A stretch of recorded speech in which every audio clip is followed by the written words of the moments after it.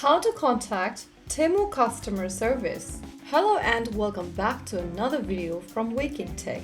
If you are looking for a way to contact the Temu customer service, then the process is quite easy, so let's jump in.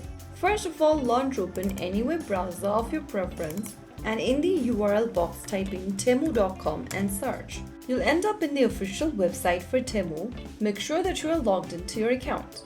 Once you're inside, go ahead and click on the support option at the top right corner and you'll see the support menu displayed on the page. From there, select Support Center. Scroll all the way down and click on this Contact Us button and you will see a text box appearing on the right corner.